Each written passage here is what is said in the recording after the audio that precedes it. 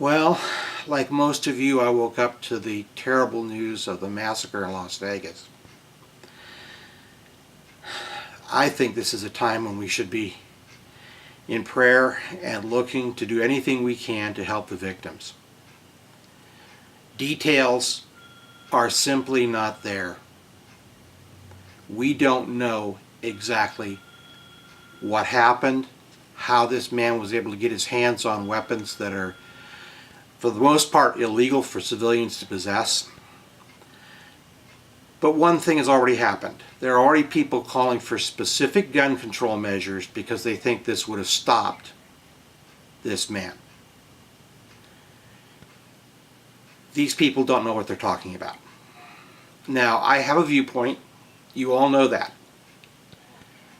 But I'm going to step aside from that viewpoint right now, and I'm going to give you just the facts. And I'm going to let the chips fall where they may. If you walk away from this and you think that there should be something that's banned that isn't banned now, at least you're going to do so based on the facts and not on disinformation from people who don't know what they're talking about. And I'm talking specifically about the talking heads that you see on the news. So, having done that, the next thing I should tell you is, who am I to talk about this? What do I know? Well, I've been a gun nerd for about 50 years. That's a long time. I shoot both recreationally and I've shot competitively. I have a federal firearms license, which requires me to know a whole lot about federal firearms laws, which I do. And I know a great deal about how guns function and what's available out there in the marketplace today legally, across the counter, or through more difficult methods. So, like I said, I'm going to try and be just factual, because I think if we're going to do anything constructive to prevent this from ever happening again, it has to be based on facts. Not on emotion, but on facts. So here are the facts. We don't know everything right now, and this could change. You may be watching this video and some of these things, as far as this specific incident, are not true. But this is what the reports are now. The firearms that were used were reportedly AR-15s. Okay? However, and this is the second point, they were not, repeat, not the AR-15s that are typically sold to civilians that you can walk into a gun store or a sporting goods store and buy. These were not semi-automatic AR-15s. These were AR-15s that were fully automatic machine guns. I know that simply from the rate of fire that I could hear on the newscast. It was much too great for anyone to achieve by simply pulling the trigger on a semi-automatic gun as fast as they could. I've done it, I've seen others do it, I've seen the best do it, and it is extremely difficult to get even close to that rate of fire, and on top of that, you wouldn't have it be as regular as that was. So they were fully automatic machine guns. Third, the magazines that were used were not, absolutely repeat this, they were not the typical 30-round magazines that are used by millions of Americans in their AR-15s, which are the standard capacity magazine for an AR-15, 30 rounds. These magazines clearly held a whole lot more than 30 rounds. I would say a minimum of 50 to 60 rounds, and maybe significantly more than that. In fact, it's even possible that this man converted these AR-15s to feed from a belt. That basically means he had an unlimited amount of ammunition, however much he wanted to hook up to the belt. So if you hear about magazine restrictions and how they would have helped, even if you managed to prohibit 30-round magazines, this guy was using more than that. And if you're going to look at magazines, you should look at something larger than 30 rounds, because that's what he used. Fourth, and this is kind of in the vein of, you're going to hear how powerful the AR-15 is, that's completely false. The distance between the shooter was 300 meters. The AR-15 is specifically designed to be effective to about 300 meters. They were beyond that. I've heard as far as 500 or 600 meters or yards, and as low as maybe 300 yards. So in any case, the distance involved was right at the edge or past what the AR-15 is supposed to be effective at. And we should thank God for that, because that meant that those rounds hitting people didn't do as much damage as they would have done if this guy used that gun at point blank range or 100 yards or 200 yards. So it's a good thing. It's also a good thing that he did not use a full power rifle round.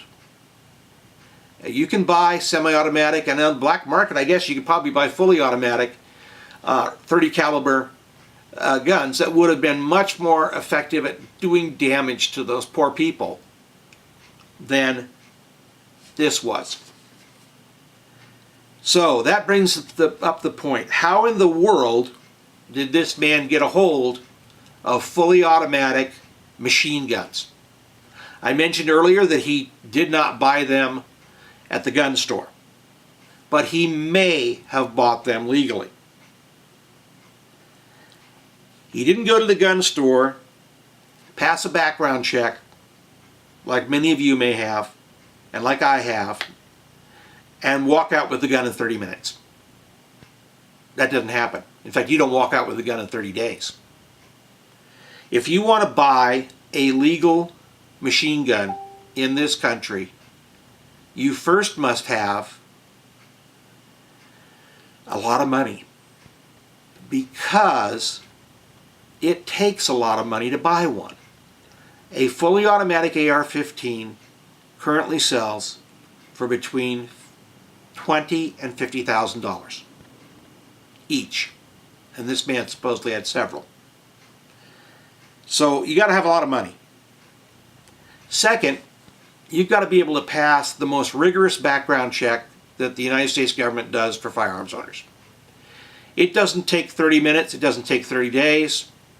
It takes between 9 and 12 months. So you go, you say you want to buy it, you fill out the forms, you send one to your local law enforcement officer in case he knows anything about you, you are fingerprinted.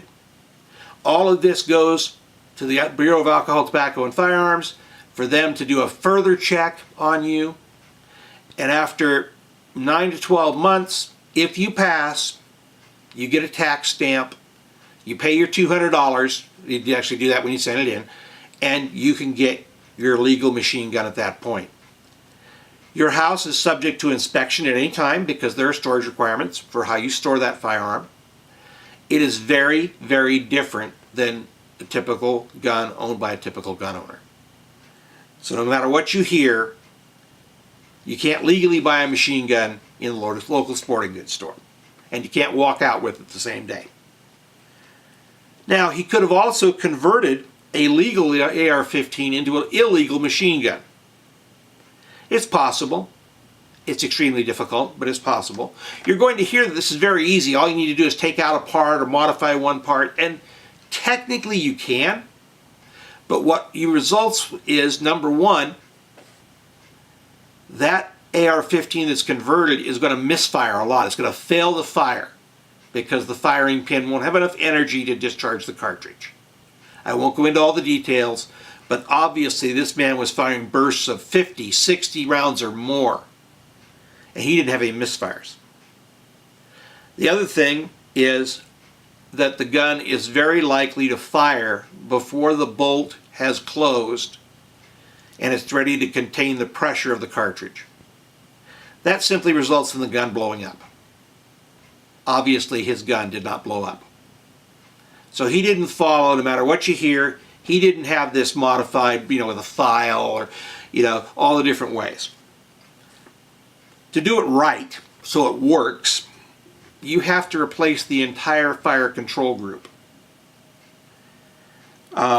You're not going to be able to do that by ordering a fully automatic fire control group. The only people that can order those are police armorers or the military. Police or military.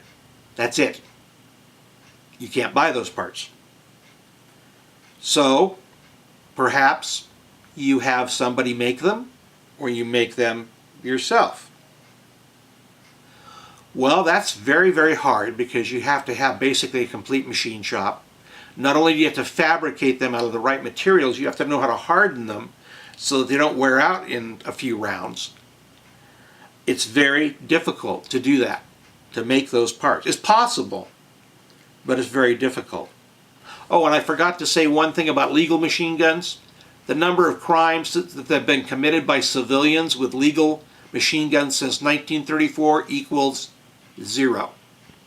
Not one crime has ever been committed with a legal machine gun. So,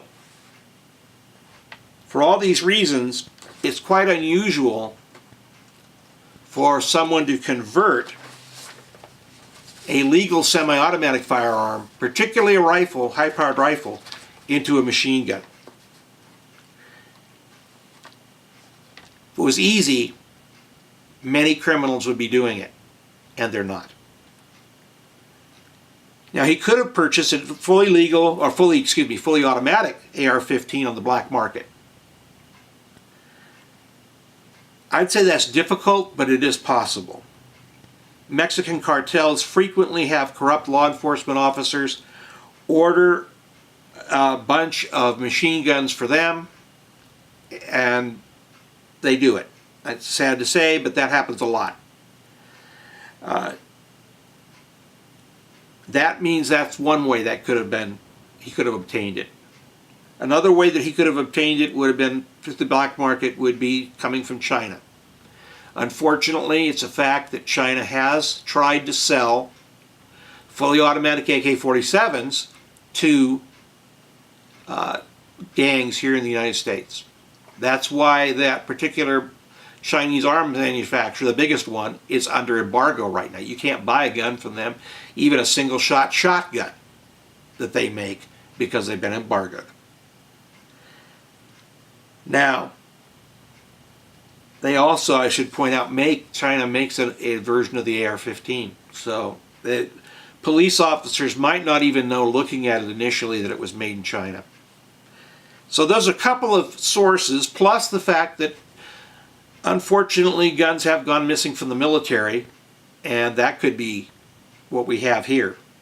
Because externally, an M16 and an AR-15 are basically identical. Plus, you could take those fire control parts out of the M16 and put them into the AR-15 and turn it into a machine gun that way. Now, there's one more way that we could have seen what we had happen last night. It'd be the easiest method, but listening to the rate of fire, I don't think it was the case. And that is something that may become the focus of legislation in the future, in the wake of this, if that's what was used.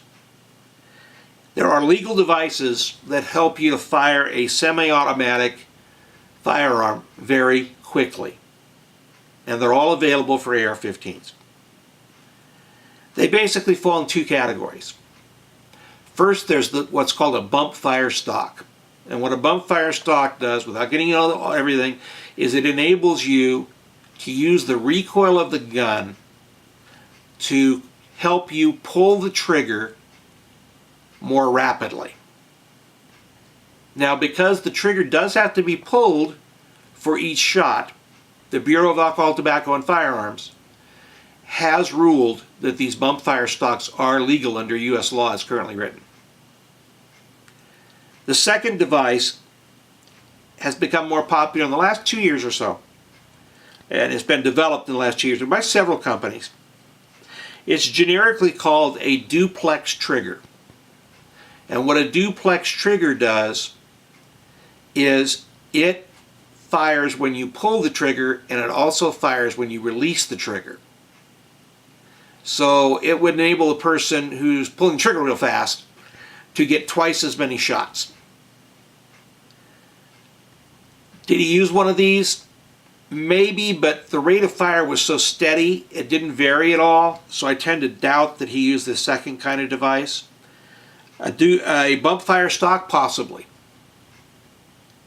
Now, no matter what you hear on TV in the coming weeks, those are the facts. Like I said at the beginning, I'm just talking about facts here. And at least if you come out on the other side of this debate from me, you will do so based on the facts. Because I think certainly in today's political climate, anything that passes, if anything passes in the result of this, is going to have to be fact-based. No matter what you hear on the news, I just gave you the facts. Please realize that. No matter how many times you hear something different, I'm not lying to you. Those are the facts. So, what should we do? Well, I hope sincerely that all of us will help all we can, starting with prayer. We should be praying for these people. And any opportunity we have, whether it's to contribute to some fund or whether it's to give blood, we should be doing it. What we shouldn't be doing is having debates about how to fix a problem when we don't even know specifically what happened. If you got to this far in the tape, thanks for watching.